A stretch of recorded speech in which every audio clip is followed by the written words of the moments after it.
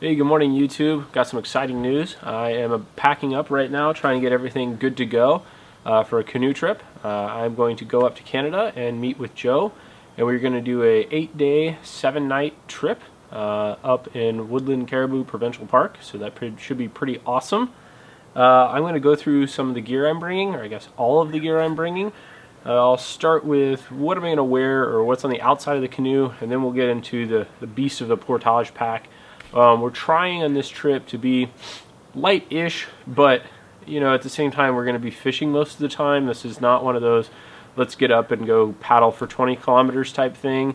It's a fly-in trip. It's going to be relaxed. It's going to be more fishing based, so you always still want to be kind of light-ish when it comes to canoeing, but at the same time I do have some luxuries and stuff. So just going down the list, no particular order. I'm going to be doing most of the filming on my Nikon D5500 as a 18-104 lens. I made a little fuzzy hood for it just to protect it from the wind. I don't like using the external mics and stuff. It's too big of a pain in the butt for me. I'm not going to bring a tripod. I brought them in the past on canoe trips, and I always end up hating myself, so you might just get a lot of handheld type Kyle stuff with the DSLR. I'm also going to bring a GoPro. It's packed away, but I'm going to use this. It's like a clampy mount that'll go on the thwart in front of me, or I can put it on trees and stuff and use it for various angles, things like that. Other things that are on the outside, I brought some of these little like twisty tie things. Use them for like cable ties. These are pretty helpful for putting the fishing pole, attaching it to the canoe, so definitely going to bring a set of those. What else I got? Knife wise, try to keep it simple, keep it basic. Fallkniven F1. Had this knife for a long time. It works. It's stainless. It doesn't rust. It works good enough. I like it. Another piece of canoe gear is I got a carabiner with some webbing. This way I can do things like tie the canoe off if we come up to a spot so it doesn't float away, or you can line the canoe. It's 15 feet long, but I can also unclip it in the middle with the carabiner, and it becomes almost 30 feet long, so that way it's easier to line.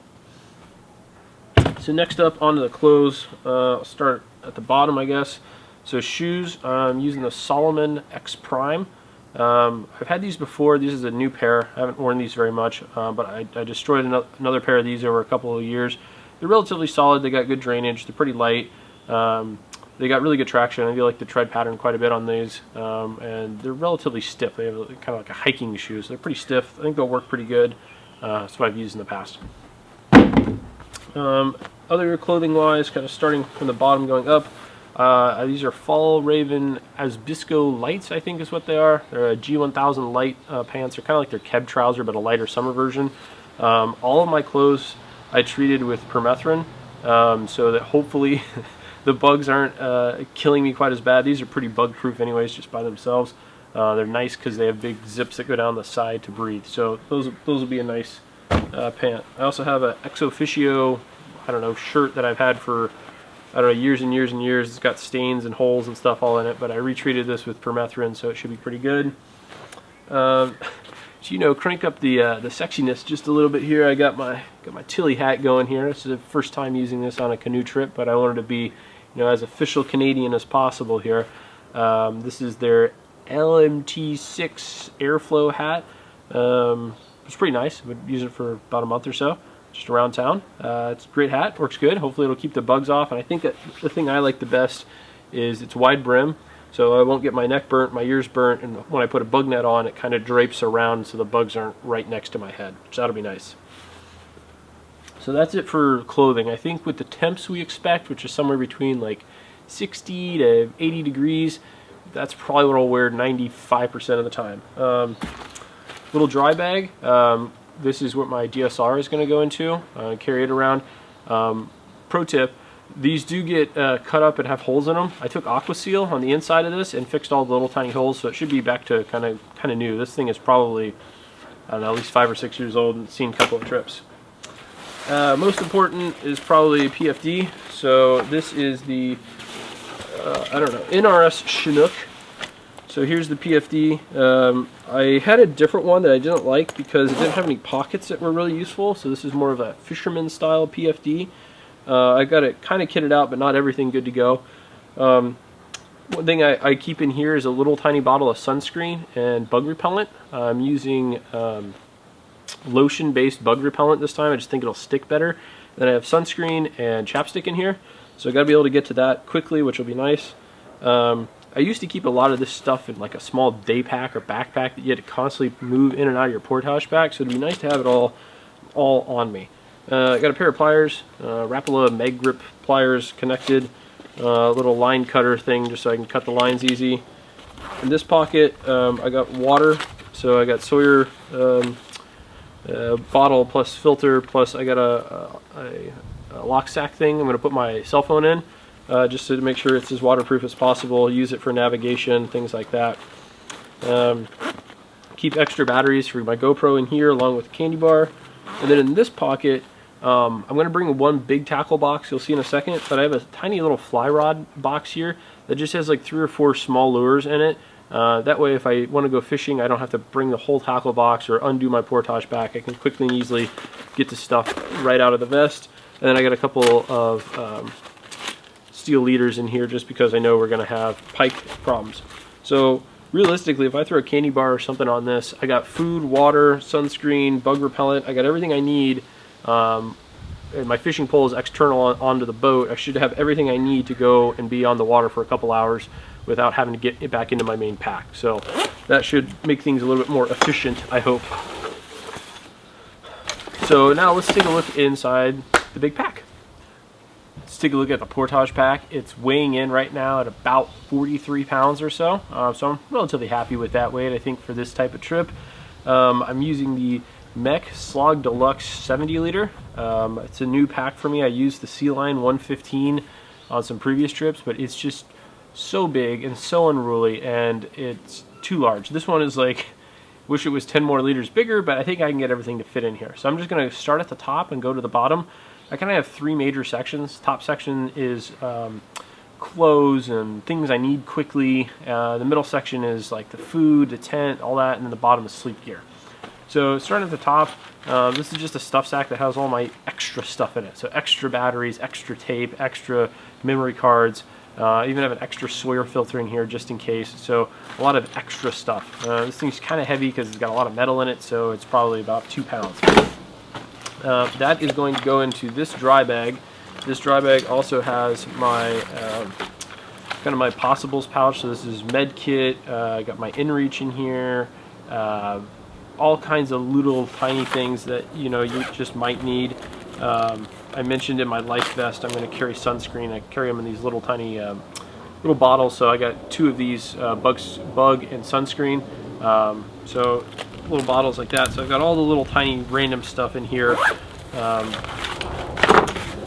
What else do I have in this bag? Oh, and then I bought an extra pair of sunglasses just because it's going to be sunny. It's important to protect your eyes. It never hurts to have an extra pair of sunglasses. And at the top, I've got this big old dry bag, or big old trash compactor bag with everything in it. I have snack bag, so this will go at the top of the pack. And I keep stuff in here like my spork and then candy bars and all that kind of stuff that I need on the go. So that goes towards the top. Next up is clothes bag. I'm not going to undo this just because, well, I'm going to undo it. Forget it. Let's do it. So I got a buff. Nice. I got 2 pairs of gloves. These are the Magpul Patrol gloves. They're kind of like leather. They're kind of like a work glove. They're a good balance of lightweight, warmth, and everything.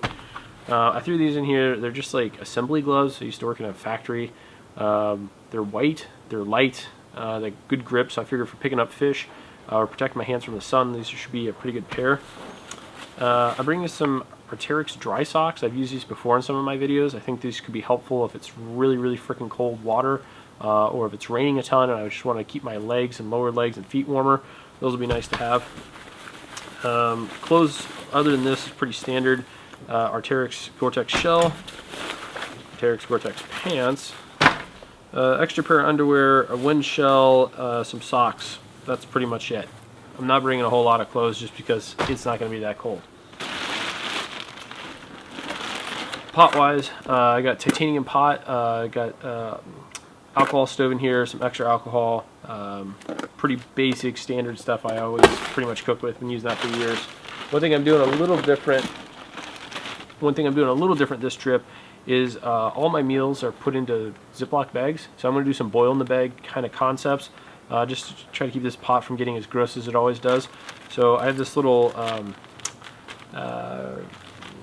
pot cozy, there's the word I'm looking for. Hyperlight Mountain Gear. It's a Cuban fiber pot cozy thing. You'll see me using this to keep rehydrate the food, keep it warm, and then it should work out pretty cool. You can use this kind of as like a handle too to walk your food around the camp. So I'm looking forward to trying that out a little bit. Fishing tackle. This is not complete. Obviously, I need to talk with the outfitter a little bit, see what's in season, what's going good, and what's working. Got a couple of metal spoons, got some Rapalas. I got a few with like a deeper spoonbill thing, so it dives, like I think this one's rated at 15 feet and that one's at 20. So something to get a little bit deeper. It's starting to get into summer, so the water's gonna be warmer, so I'm concerned fish might be down a titch deeper. So I'll talk a lot about lures and stuff as I go through the trip. I got 2 reels because I'm bringing 2 rods. This Stratex CI4 Plus is my main reel. It's super nice. And then this one's just trim 2500. I don't know. They're both good reels. They're both from Shimano. I've got braid on both of them. I think it's 12 or 10 pound braid. But those will work out fine. What else is here? TP bag. Don't forget that. That's important. Got an extra platypus just for having nice amounts of water at camp. And then more fillet knife. So all of that goes in the top. It's just kind of top section just goes whoop, like that and pulls out. Now let's start going down. So here's the big beast. At the end of the video I'll show you what's in my food bag. But this food bag is 15 pounds, about 15 and a half pounds. It's a lock sack extra large. It's probably got me covered for at least 8 days worth of food. I'd probably sort of stretch it to 9 if I had to. So this is the big beast. This is what goes in the middle. I actually like it quite a bit because it's long. I can put it against the back part of my bag vertically, and it really does a pretty good job of distributing weight as long as I keep this bottom towards the bottom. I've got it divided in 2 sections. Bottom section is all of my dinners, dehydrated foods I all made. Then the top section is all snacks. What else I got? Debating on keeping these or not, but Merrell Barefoot camp shoes. It's going to be really light out. It gets light at like 5 a.m. It doesn't get dark until like 9:30, 10 o'clock, something like that. So we have a lot of time. If we're not going to be busting our butt, we're going to be in camp a lot. So I'll probably bring some nice dry shoes. We call this Old Blue. This is group tarp tent. It has group tarp. There we go. Has all kinds of lines attached to it. It's good group tent or tarp. I made it myself. It's 9 by 10. We've used it for years. It smells like camping. REI chair. Definitely bringing that. We're gonna be in camp. Gotta sit down, be comfy. For my tent, I'm using the Hilleberg Enon. This is my 1-person tent. You've probably seen this in other videos. It's super lightweight. It's real small. Don't need a big tent. It looks like a lot of the tent pads are really small in this park, so I don't want to have some big old honking tent. That should be fine by itself. Tent pegs, tent poles, fishing rods. My backup rod, I've used this before in the past. It's called the Proton. Proton is like 20 bucks off Amazon. It's pretty strong. It's a fiberglass rod. It works just fine. My other like main rod that I'm gonna have in the canoe all set up is this Ugly Stick. It's a medium action 6-foot rod. It's 4-piece because I couldn't fit a 2-piece in my luggage. So I have a really nice 2-piece rod, but we're gonna bring the cheapo 4-piece rod and go with that. Finally, at the bottom, if I pull this out. Oh, this is just the case that the rod goes in for now until it goes into the canoe. The bottom is my final section. NeoAir X-Therm, always use that. I'm throwing my puffy jacket down at the bottom because I'm not going to use it till camp time. It's going to be too warm during the day. And then I've got this is my ridiculously too hot sleeping bag. It's a Catabatic Gear 15 degree down quilt, but it's the only quilt I have. So I'm not getting cold at night in my sleeping bag. It's a bit big, but it'll work. And then here's the final pack. It's pretty light by itself. The Mech Slog Deluxe 70 liter. I think I can get everything to fit in there. And oh, of course, almost ruined the whole thing. Blue foam pad, critical for sitting on, kneeling on. This guy has seen some better days, but still works just fine. So that's it. That's all my gear. Joe and I are super pumped. We'll try to make a fun video or several videos for you guys. My video will tell the truth. His will just be him being, being Joe. So hopefully that was helpful to anyone. Wanted to see what we were bringing all together. If you have any questions, please put them in the comments. Thanks a lot. Have a good day.